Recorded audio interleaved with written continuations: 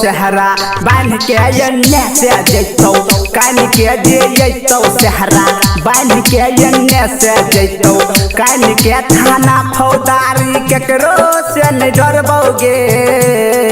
हर मुठा लाठी से सेंक के कपार फरबोगे हाँ मुरला लाठी से सेंक के कपार फरबोगे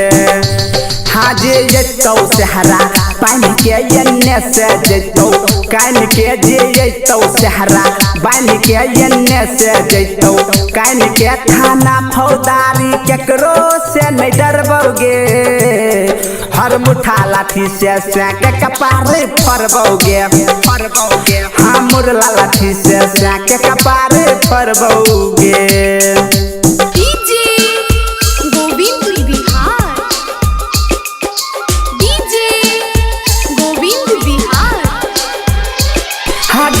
दुल्हा के धोती फेर के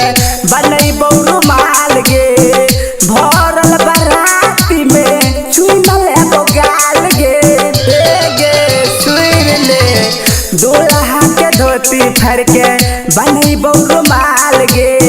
भरल बराती में चुनल एगो गाल गे सजल मरबा के तोर बोगे जे बोलतो ओकरो नहीं छरबोगे सजल मरबा के तोर बोगे जे बोलतो ओकरो नहीं छरबोगे गतर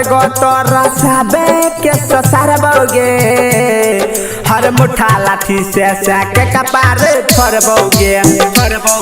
हाँ मुरला लाठी से सेंक के कपार फरबोगे।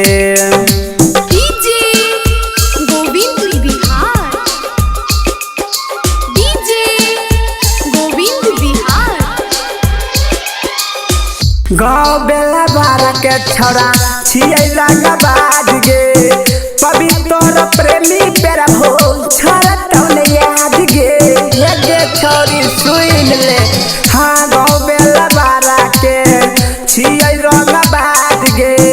पवित्र प्रेमी राजा छोरा तौने याद गे हमरा से कर ले शादी गे नहीं होय तो तोहरा बड़ा बादी गे हमरा से कर ले शादी गे नहीं होय तो तोहर बड़ा बादी गे सातो जन्म नहीं साथ तोहर छरबोगे हर मुठा लाठी से सेंक के कपार फरबोगे हर थिया लाठी से सेंक के कपार फरबोगे मैं जने तो बर्बादी ना जतो।